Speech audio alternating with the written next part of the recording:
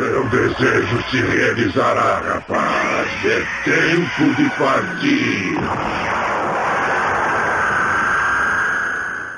Você já reparou como Shenlong está sempre com pressa? Por que uma criatura tão poderosa parece sempre correr contra o tempo diante dos mortais? Ao longo da história, vimos surgir diversos dragões divinos, seres extraordinários capazes de realizar qualquer desejo de quem os invoca. Mas já parou para pensar onde eles vivem quando não estão realizando desejos? Será que existe um reino secreto desses deuses primordiais em outra dimensão? Ou eles estão aprisionados nas esferas? E os Namekuseidins? Seriam eles os criadores desses dragões ou apenas seus carcereiros, mantendo-os selados e escravizados? No vídeo de hoje, vamos desvendar as esferas do dragão e mergulhar na longa história de Shenlong e dos dragões eternos. Então já deixa o seu like e vem comigo.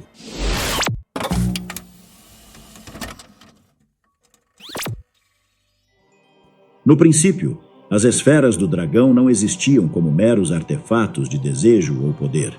Eram instrumentos de devoção do povo de Namek. Não se sabe quando nem como, mas elas surgiram de um pacto ancestral entre os Namekuseidins e os dragões eternos. O fato é que cada conjunto de esferas funciona como um portal entre dois mundos. Quando reunidas e invocadas com as palavras sagradas, elas rasgam o véu entre as dimensões e permite que um fragmento da essência de um deus-dragão se manifeste em forma física no mundo dos vivos. Assim, o que parece um simples acontecimento mágico é, na verdade, uma interação direta com forças divinas que transcendem a nossa compreensão. As esferas eram originalmente parte de um ritual que honrava os guerreiros Namekuseidins, e os desejos eram feitos para recompensar as grandes façanhas desses bravos guerreiros. Mas com o passar do tempo, o mito das esferas se espalhou por outros povos, e o que antes era sagrado acabou se corrompendo. Seres malignos passaram a buscar as esferas não pela sabedoria, mas pelo poder. O símbolo de fé tornou-se um símbolo de ambição e assim eles foram forçados a proteger as esferas e abandonar seu planeta natal. Aqueles que dominavam a magia e a arte sagrada da criação levaram consigo fragmentos das esferas originais e assumiram a responsabilidade de sustentar esse legado ancestral para além das fronteiras do velho mundo. É inegável que os Namekuseidins desempenharam um papel fundamental na expansão do multiverso como o conhecemos hoje. Entre os responsáveis por essa criação e reestruturação, Zarama é o nome do Namekuseidin que se encarregou de criar as superesferas do dragão. Essas esferas colossais serviram como instrumentos sagrados para auxiliar os anjos nessa missão cósmica de reestruturação multiversal. Por esse motivo, apenas no idioma divino é possível interagir com elas e desbloquear seu poder. Muitos se perguntam onde está Zarama e qual é a verdadeira extensão de seu poder. Como sabemos, o ritual de invocação é um fenômeno espaço-temporal capaz de transportar instantaneamente um deus-dragão entre dimensões por meio das esferas. O poder que o dragão pode manifestar depende diretamente da energia vital do Criador das esferas. Considerando o tamanho e a magnitude dessas esferas, é natural concluir que Zarama é possivelmente o ser mais poderoso que existe. Mas afinal, onde está Zarama? Essa resposta pode ser mais simples do que se imagina. Para consolidar o pacto com o Deus Dragão e assegurar acesso absoluto e eterno ao poder supremo dessas esferas colossais, Zarama deixou nosso mundo e passou a habitar o reino dos dragões. É provável que os próprios dragões tenham reconhecido a grandeza de seu coração e selado esse acordo com o Namekuseidin. Seu pacto simbolizou um compromisso absoluto com a vida, e foi justamente por essa dedicação que ele foi recompensado.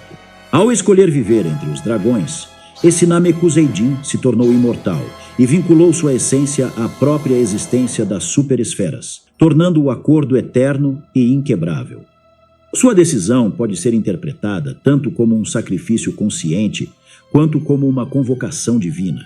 O fato é que Zarama não buscou apenas poder, mas a eternidade de seu legado, protegendo as esferas para sustentar a estabilidade da vida de todos os seres para sempre. É interessante saber que algumas esferas conhecidas em nosso universo foram criadas a partir de fragmentos dessas esferas gigantes. Essa expansão não apenas ampliou o legado e a tradição Namekuseidin pelo cosmos, mas também permitiu que civilizações menores interagissem com os dragões divinos. Esse povo místico se espalhou por diversas galáxias, estabelecendo-se em inúmeros planetas. Grande parte colonizou o imenso planeta Namek que conhecemos, mas entre tantos outros mundos, a Terra também se tornou palco da presença dos Namekuseidins. Reza a lenda que, antes da chegada do filho de Katatsu à plataforma celeste, um antigo Namekuseidin abençoou a humanidade com uma grande esfera. Os terráqueos ergueram um palácio sagrado e guardaram a esfera dentro de um relicário. Por um tempo ela foi usada apenas para pedidos de paz, mas a ambição dos homens cresceu e as guerras começaram a devastar a terra na luta desenfreada pela grande esfera.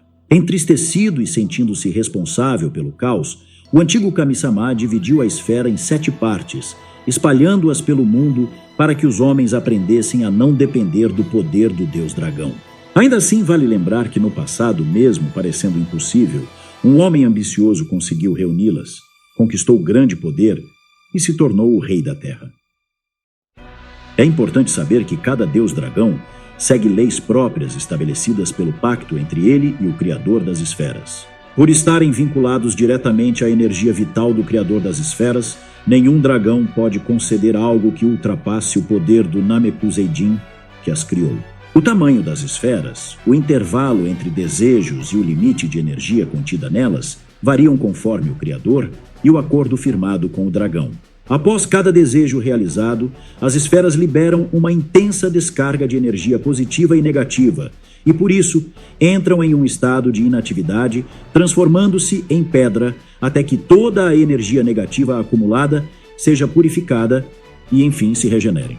O tempo necessário para isso depende de cada mundo. Em Namek, por exemplo, é preciso aguardar 100 dias. Já na Terra, esse processo segue o ciclo solar e necessita de um ano completo para que possam ser utilizadas novamente.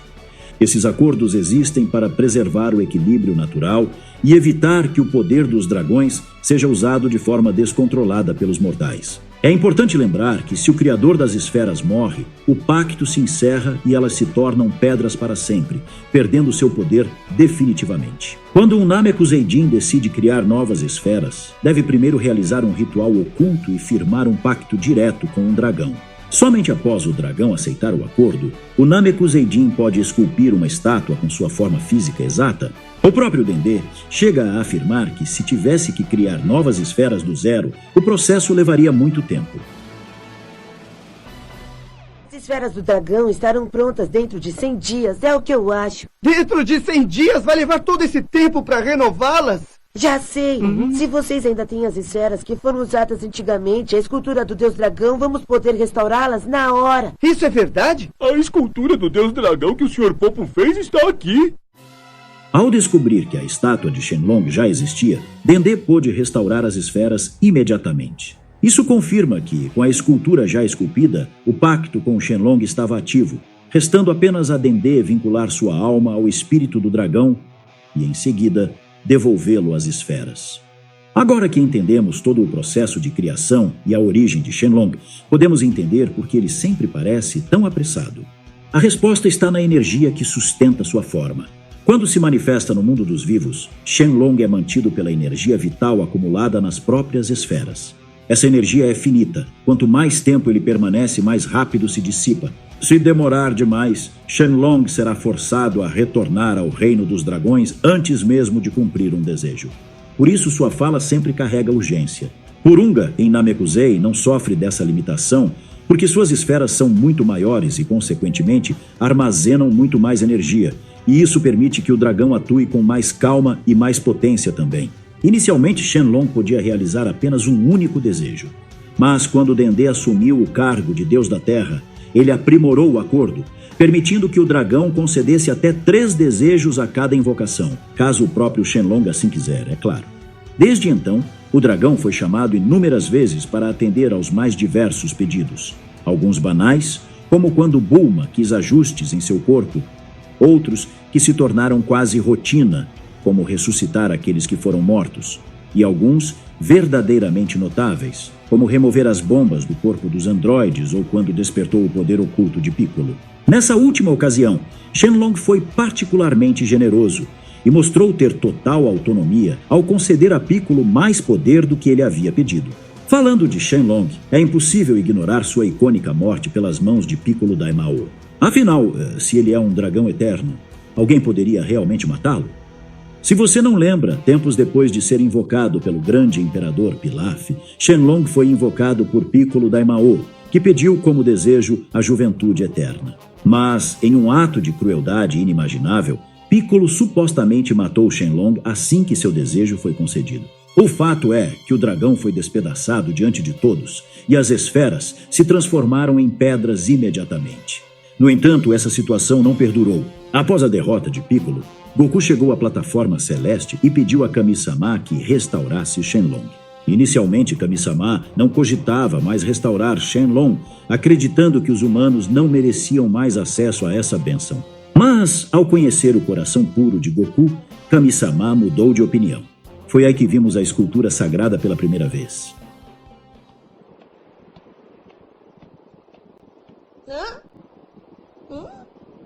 Parece que Shenlong está bem danificado, Sr. Popo. O senhor pode consertá-lo? Sim, é fácil. Assistindo novamente o ritual, fica claro que o Shenlong que conhecemos é um espírito que encarna na escultura. Durante o processo, Kami-sama lança um fragmento da essência do dragão sobre a escultura e ela passa a abrigar parte do espírito de Shenlong em nosso mundo, que em seguida se funde às esferas para que o dragão possa se manifestar fisicamente no mundo dos vivos. Sendo assim, Piccolo Daimao não matou literalmente Shenlong.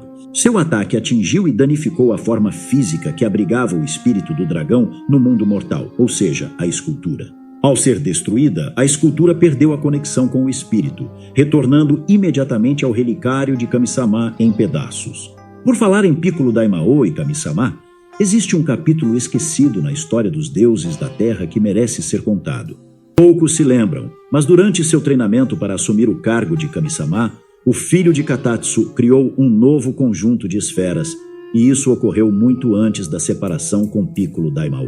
Essas seriam conhecidas como as esferas do dragão definitivas. Diferente das antigas esferas, essas possuíam um poder muito mais vasto e perigoso, carregadas de uma energia imensa capaz de conceder qualquer desejo, sem restrições. Nenhum outro dragão, nem mesmo Porunga, poderia anular os efeitos de um pedido realizado por essas esferas. O dragão que emergia dessas esferas ficou conhecido como Ultimate Shenlong, a forma mais pura e descomunal de um dragão eterno já vista. Assim como Shenlong no passado, esse dragão podia conceder apenas um único desejo por invocação.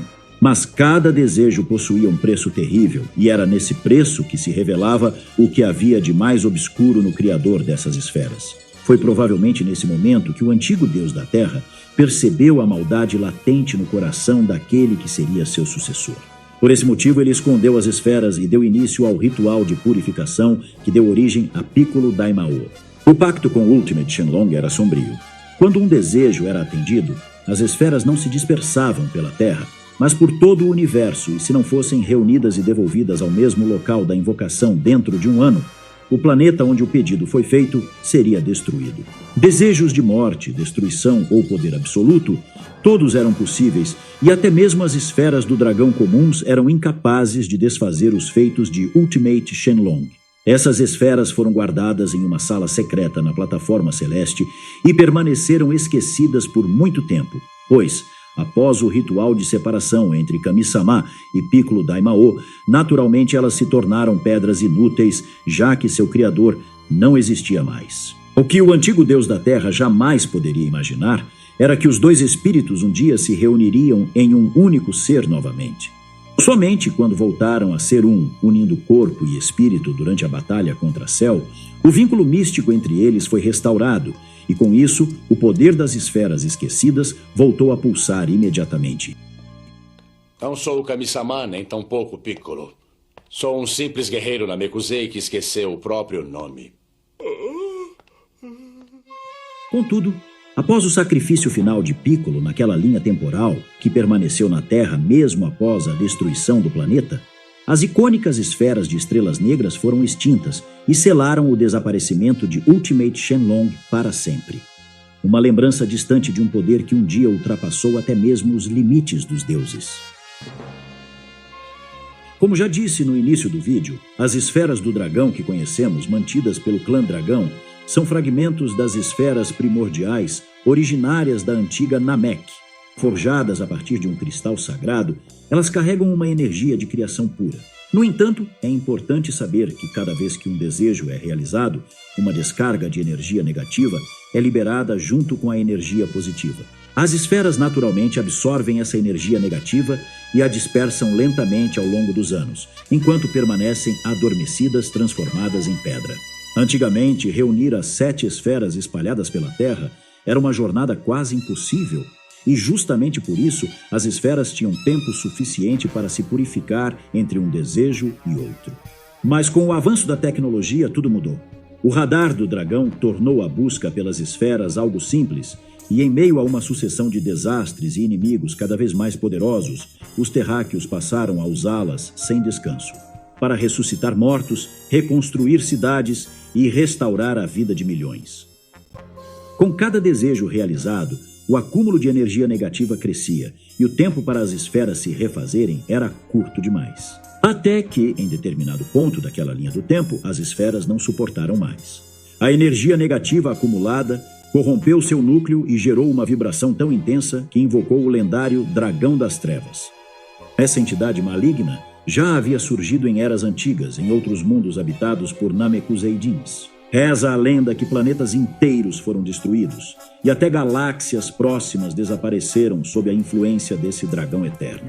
Essa era uma lenda antiga que provou ser real naquela linha do tempo. O confronto contra os dragões malignos foi longo e profundamente simbólico. Se vocês quiserem, eu posso fazer um vídeo especial mergulhando nessa saga sombria em detalhes. Mas antes de encerrar, me diz aí nos comentários. Você acha que as esferas do dragão foram uma bênção ou uma maldição que a humanidade nunca deveria ter tocado? Obrigado por ter ficado comigo até aqui. Eu vou ficando por aqui e nos vemos no próximo vídeo.